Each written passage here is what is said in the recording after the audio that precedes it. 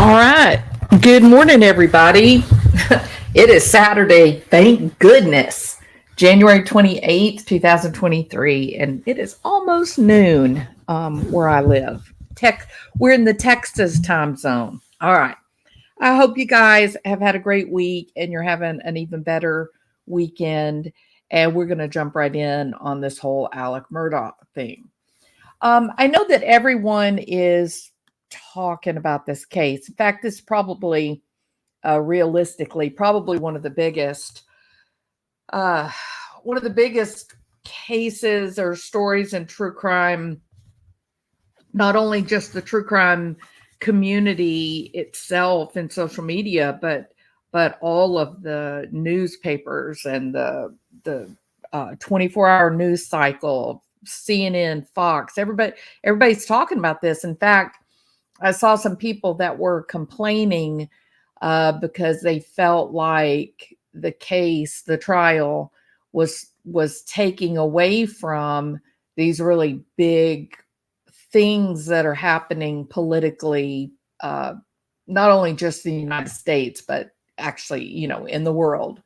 I don't know. I think people gravitate towards, you know, what they find to be interesting. And right now, it's this crazy Murdaugh case. I mean, it is really, really crazy. So I found myself struggling as I was preparing for this live. I've been working all week, hadn't had time to make a video or go live or anything. And so I've been preparing, and I just want to show you. I ended up with four different topics as I was preparing because I just kept finding interesting information that nobody has really covered just yet. So I made this thumbnail for this video. I made this thumbnail for this video. I made this thumbnail for this video. And then I ultimately said, okay, let's just take a global approach here because there is an incredible amount of information, correct? So this is where we're starting, people. All right. I know my birds have started talking because they hear me talking. And believe it or not, they're in a completely different room.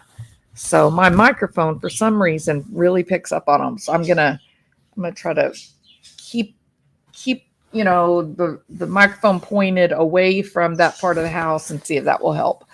Okay, so Murdaugh, that's where we are. And I know that's where you guys have all been while I've been working all week. And so I just want to get started. Basically, very quickly, for those people that maybe haven't really followed along with this, Alex Murdaugh is currently standing trial for the murders of his wife, Margaret Murdaugh, 52 years old, his youngest son, Paul Murdaugh, 22 years old, and he does have a surviving son, Buster, who is 24 years old and, obviously the firstborn child. This whole Shakespearean type drama played out in their hunting camp, and their little quaint hunting camp is about 1,800 acres. Those of you that understand land and farms and ranches, 1,800 acres is nothing to sneeze at. It's fairly impressive. 1 acre is approximately the size of a football field, maybe a little bit bigger than a regulation football field. So imagine 1,800 of those football fields altogether, and that will give you an idea of what they're really talking about in terms of where this whole thing played out. In fact, I've got a photograph or a couple of photographs. Let me get to them and I'll put them up to give you a little bit. Let's see, give you a little bit of an idea about just how stately and beautiful this lifestyle that they're living was. Now, the mother, who was killed the same day as her oldest son, the mother was living in the on the beach house. Where am I?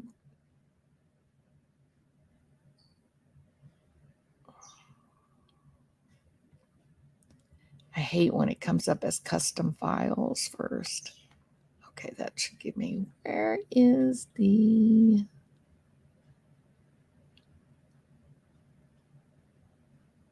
Hold on. Well, gracious.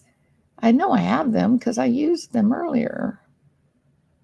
Okay, I may have to just do that in the next video because I don't want to waste a lot of time. Interesting. Not sure where I saved them to.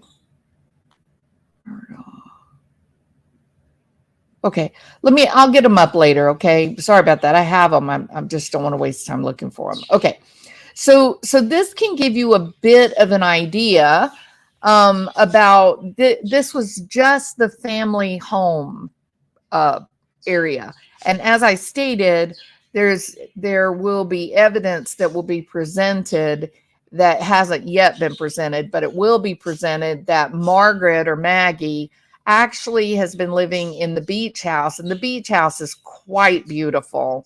Definitely my kind of, just white clapboard, really old South, lovely, boardwalk kind of home. It's very nice, but I wouldn't turn my nose up at living in this area as well. So what you see on the left, far left of the screen, there's the family home. You can see it's a tree-lined driveway, which this is, it's grown up a bit more than this, but a tree-lined driveway coming up to the house. It's got the porch all the way across the front. It's definitely old South kind of home. It's very beautiful. White metal roof. I mean, it is so pretty. And then if you go, this is such a larger, now this is not the 1,770 acres. This is just the family home part. The back of it is just wild, 1,800 acres wild, where they do all their various types of hunting, whether it's deer or dove or whatever. So they're big hunters. They even have a hunting room in their little McMansion. They have a hunting room where they home about 25 guns, weapons, and the corresponding ammunition.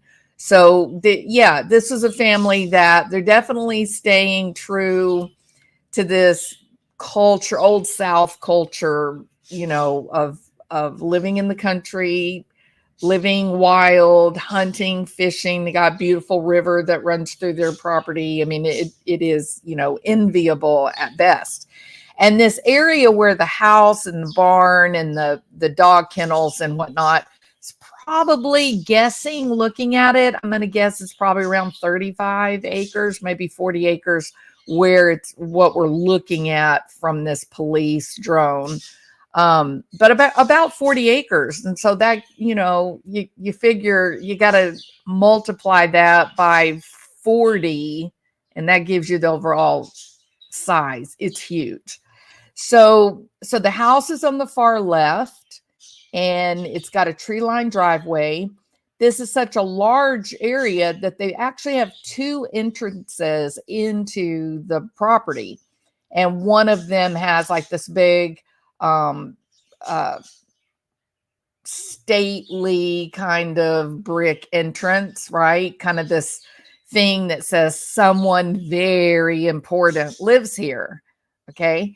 There is another entrance that is over where you see the photograph of Maggie and Paul in the middle right of the picture. If you see the great big picture of Alec on the right beside his forehead, you'll see the picture of Maggie, the wife, and Paul, the youngest son. And they show you the location where they were found deceased. And that is, if you look down like where Alec Murdaugh's shoulder is, You can see the driveway that comes in there beside the dog kennels. Okay. So they have two separate entrances to get into this living space of the family home. And, looking at the family home, it's probably, just guessing off the top of my head, maybe 5,000 square feet, maybe a little bit more. And so, it looks very small in this picture. This is a really, really nice area. All right. So, so that gives you an idea of where this Shakespearean drama played out in this family area.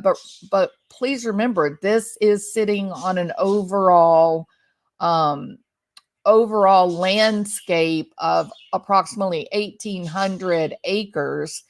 And if you add together other Murdaugh properties, like the two brothers of Alec Murdaugh, they have very large estates right there in that same area. In fact, this 1,800 acres butts up against another area that looks to be a little bit bigger than this 1,800 acres. So it's kind of like Murdaugh Hill, right? They own the whole mountain. It's not a mountain. I'm just saying they own this whole enormous area. When you're driving through, you're Murdaugh land on either side. Okay, so it's a substantial area where it all played out. Now, one of the reasons that I'm kind of drawing attention to this is we have to remember, as we're watching this trial, you are looking at a man who is a fourth or fifth generation attorney, actually, I guess he's a fourth generation. He's a fourth generation attorney in an area that they are this dynastic type of family. The Murdaughs are a foundation of a pillar of the community, of the state, going back from the turn of the century. And they know everyone and everything. And in terms of legal knowledge, they're a part of establishing precedent in this area, whether it's uncles or it's dads or it's great grandpas, whoever it is. This guy is a man who's got his finger on the pulse of the courthouse, everything that's happening there. Now, in the past, you remember I did the video with Jake Showalter. I mean, not Jake, Showalter, who we talked about he was the son of another one of these types of families with multi-generational accomplishment and wealth. And that sometimes people that grow up in those families, it's not an easy path to follow. If you've, in some ways, what's normal sibling rivalry, trying to do better than your parents did and whatnot, it can become even worse than that. Because you have such giants, in the history of your family. It becomes very difficult to keep up with the Joneses, so to speak. And I kind of look at Alex Murdaugh in that light. I look at him as this flawed, but brilliant guy. I think you'd be foolish to believe that he's, he doesn't have a high IQ. He does have a high IQ. He comes from a family of highly accomplished people, and you do need to be smart to do that.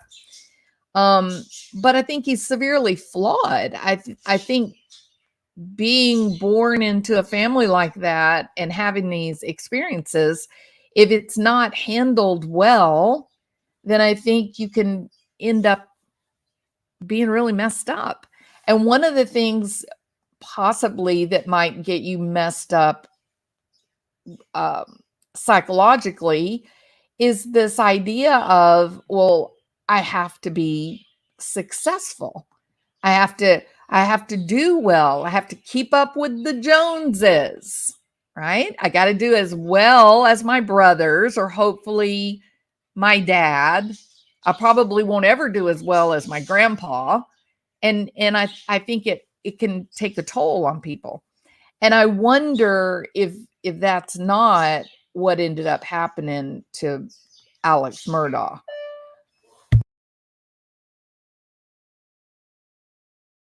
It is very funny. It seems like whenever I start doing a video, that's when people start coming in and out and the binging starts. So I apologize for that.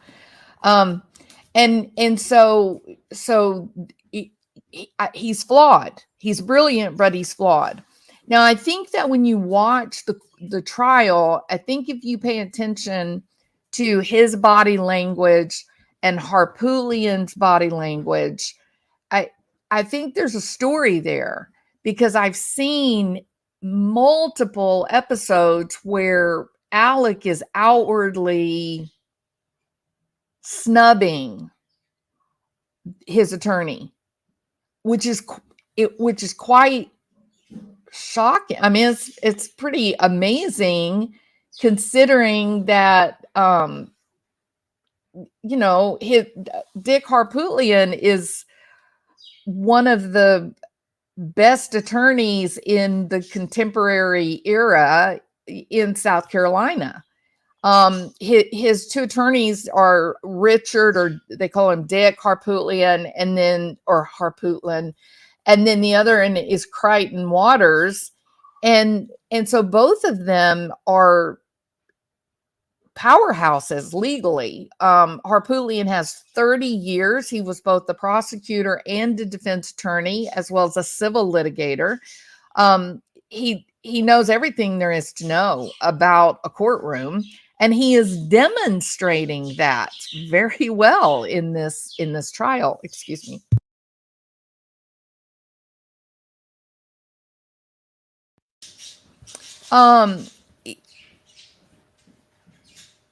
He was solicitor in the Fifth Circuit Solicitor's Office before ultimately he became the chief homicide prosecutor.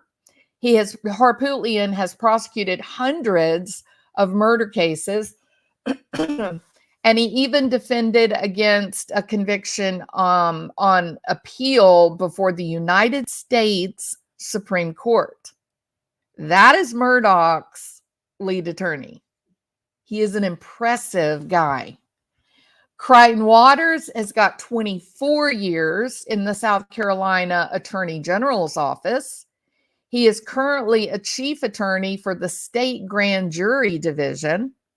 He has won state grand jury indictments for things from corrupt law enforcement officers to county officials.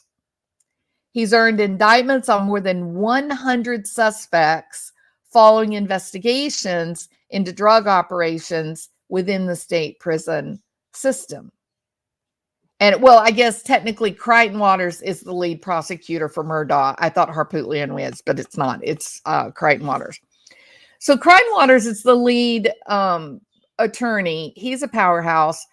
Lots of state level corruption and drug operation work, which is interesting because you see this thumbnail here. You see this guy down in the bottom right corner? Yeah. We're going to find out more about him. Why? Well, because he owned an island with Alex Murdaugh. And it is interesting that he and Alex appeared to be involved in a large drug smuggling operation. Now, why did this prosecution fall to pieces? Well, because their special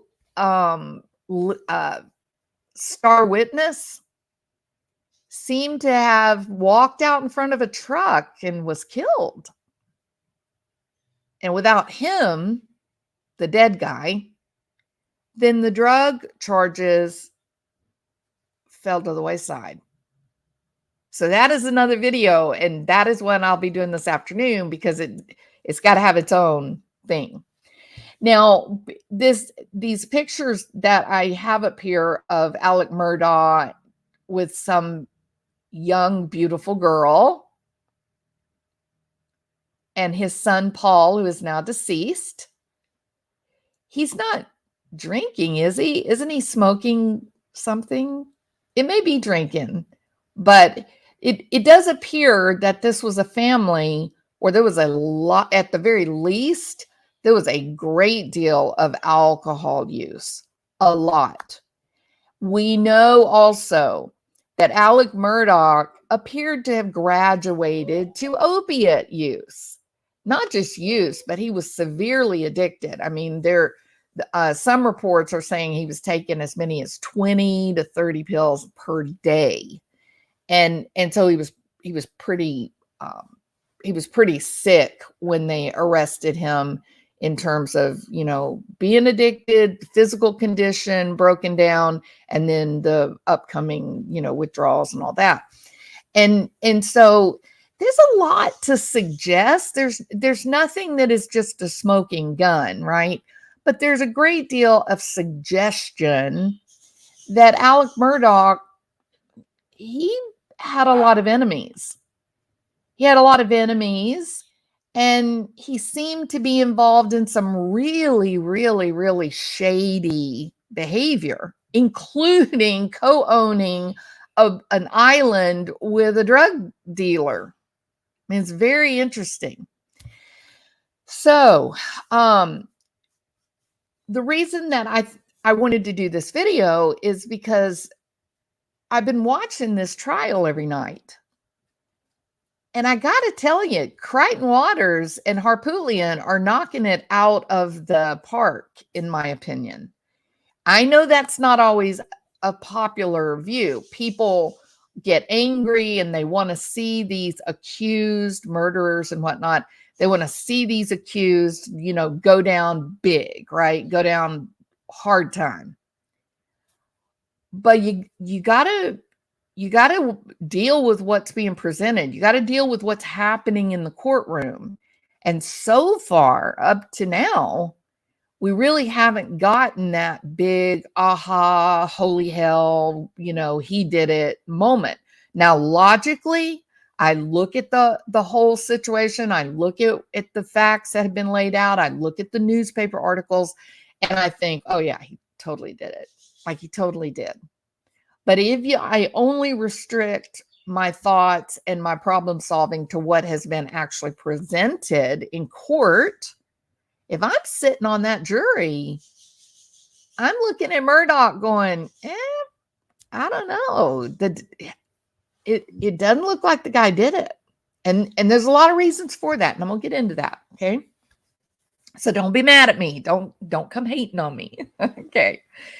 Now, one thing that makes all of us feel like he certainly did it is his very colorful history, not just co-owning real estate with would-be drug smugglers, big drugs in the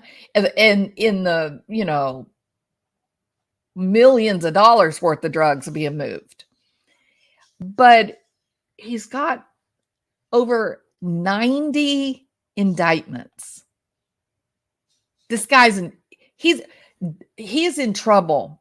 Richard Alec Murdaugh is in trouble, no matter whether he is found guilty of the murders of Paul and Maggie or not. He's in trouble. The latest indictments from Hampton County allege tax years 2011 to 2019, Murdaugh failed to report, hang on to your asses. He failed to report $6,954,639 worth of income. Now, the income was earned through allegedly illegal acts, was causing state taxable income to be underreported to the state of South Carolina. Murdaugh owes state taxes of $486,819. These charges reflect allegations of failing to pay his state taxes and have nothing to do with his federal taxes. Murdaugh could face federal tax evasion charges if he fails to pay the federal taxes on the stolen money. And that was the $7 million that he failed to pay for. Willful attempts to evade or defeat a tax is punishable by up to 5 years in prison and a fine of up to $10,000 plus the cost of prosecution per charge. He's got 99 indictment charges. There are 19 state indictments containing 99 charges against Murdaugh. The state grand jury has already, right now, indicted Murdaugh for schemes to defraud victims of $8,789,447.77, as well as the state tax problem, taxes owed to South Carolina in the tune of $486,819. That means that right now he's looking at nearly $10 million before there's any kind of penalties assessed or prosecution costs or anything like that. Okay. When you add in local indictments, Murdaugh is facing over 100 criminal charges. He has been indicted locally for his role in the 2021 Labor Day weekend roadside shooting incident where he himself was shot at his own request, apparently. He was indicted by Colton County Grand Jury on 2 counts of murder in the connection with the June 7th, 2021 shooting deaths of Maggie and Paul, which is what he is currently standing trial for. It's really quite shocking, isn't it?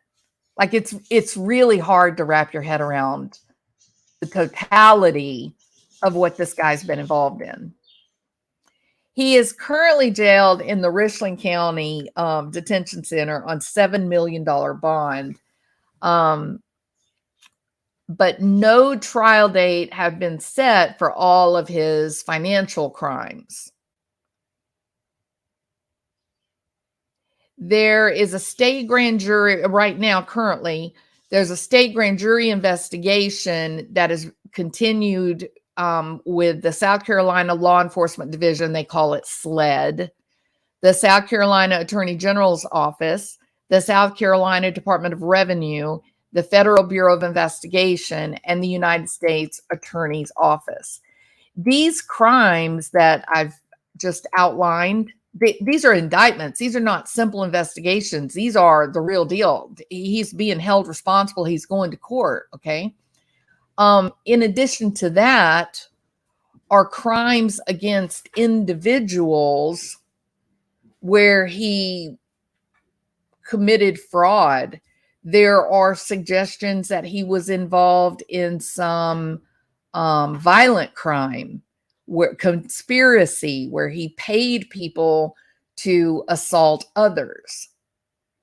So he's not, we're watching this and we're kind of on the edge of our seats and we're thinking, oh my goodness, oh gosh, this is not good. He killed or he's accused, he allegedly killed Paul and Maggie, his wife and son, but they died during a period of time where he had racked up so much suspicion, so much financial mishandling, of funds. His own law firm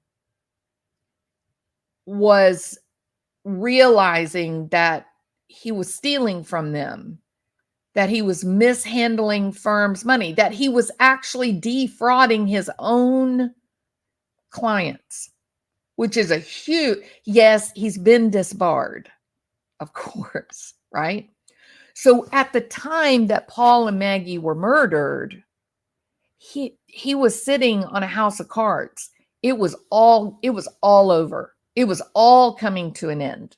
He knew that. The writing was on the wall. He knew it was coming. He had so often stolen money from his own clients, that proverbial robbing Peter to pay Paul, except he was robbing his clients to pay himself, or he was robbing clients to try to pay back the law firm so they wouldn't know that he had done this. And at the heart of all this, people are going, what? He did this because he got addicted to opiates? He's taking pain pills and that caused him to steal millions from people? What? No, I think it's bigger than that. I think if we go back to the drug connection, I think if we go back there, that makes more sense. What would make a man who is a pillar of the community, a contributing member of one of the biggest legal dynasties this country's ever had, what would make him literally take the award, financial legal awards of a client for wrongful death and whatnot, steal that from him, say, here, you got $100,000 settlement. Sorry, wish we could have done better. But in reality, the settlement was in the millions. He kept the millions, gave the family like 100,000. What he stole from them was only barely enough just to hide a little bit longer. That's not a couple of pain pills. There's something else bigger. In fact, I sometimes think that maybe he increased in the drinking and using substances and whatnot. That explosion of substance use happened because he was under the gun for something else big, like smuggling in drugs from South America, landing out off the coast of South Carolina, and having the drugs transferred to your remote, deserted island, never having to deal with immigration. I mean, this is a lot like what went on in Arkansas with the drugs coming in. So don't get too freaked out about this whole murder trial. He should be held accountable for what happened to Maggie and Paul. No doubt about it in my mind. If he did it, he should absolutely be held accountable. Waters and Harpootlian they may be outclassing the prosecution. Prosecutors impressive too, but man, these Waters and Harpootlian, so far, they're controlling the courtroom. But don't freak out, because there's no way this guy's going to walk free. There's so much hanging over his head. And what we don't know yet, what we still haven't found out is, will these hundreds of crimes and millions of dollars of stolen funds and tax evasion, will that be allowed to come into trial? The prosecutor wants it because it proves motive. But could the defense use it to their advantage by saying, hey, hold on a minute. You think I'm going to kill my wife and my son to hide this? No, you're misreading this. All those people I stole money from, a dead housekeeper, a dead beauty queen, a dead friend of my son, the millions I've stolen, allegedly smuggling drugs. Those are all people that hate me. Those are all people that hate the Murdaugh family name. Those are additional avenues of investigation, and you failed to investigate them.